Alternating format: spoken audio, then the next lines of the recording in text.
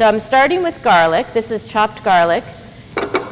And I'm going to go in sort of the order of operations of how quickly things will cook.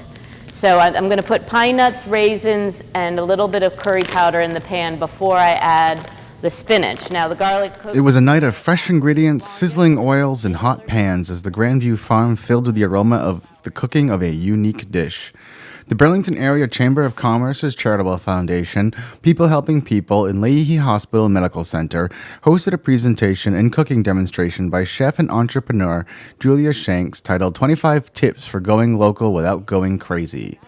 She is also the co-author of the Farmers Market Cookbook, which features over 200 recipes ranging from traditional dishes to more innovative creations.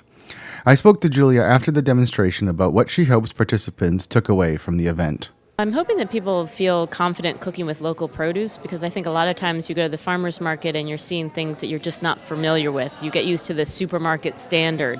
So when you go to the farmer's market or you subscribe to a CSA, it's not just radishes, but it's watermelon radishes. And it's not just salad greens, but it's, arugula and nasturtiums mixed in with greens. So I'm hoping that people learn how to cook with the more peculiar, unusual, unfamiliar items that come from the farmer's market that are just as delicious and more so than what they might get at the supermarket.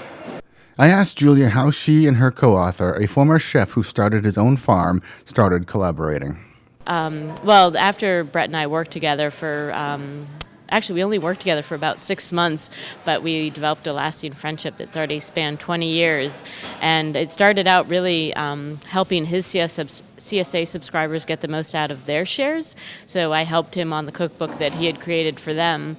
And then the cookbook just started taking a life on its own. We started creating cookbooks for other farmers to help with their CSAs.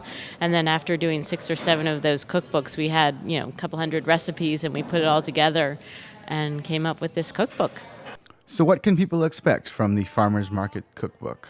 Well, actually what makes this cookbook pretty unique is that we also have descriptions of all the produce, so not just, what's a tomato, but brandywine and pineapple and Aunt Ruby's German green. So we've got descriptions of all the different produce, and then we have storage tips on how to get the best life out of your produce.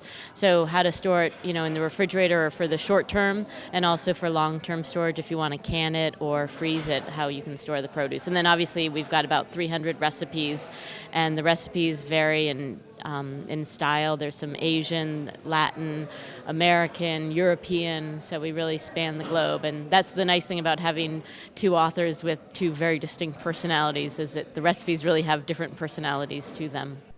Jane McKinich, Burlington's food pantry director and one of the event organizers, said the program was a good way to highlight locally grown food. And it became a really nice way to advertise local food, provide an outlet where people could learn about, well, how can I get access to local food in Burlington? So we have information about the farmers market, CSA, as well as the community garden.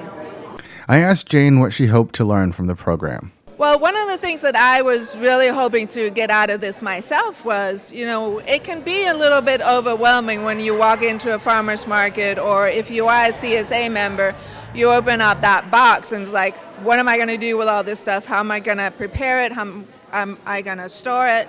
And so I was really looking forward to hearing her 25 tips on what to do with local food. And I think that there was lots of great questions here tonight.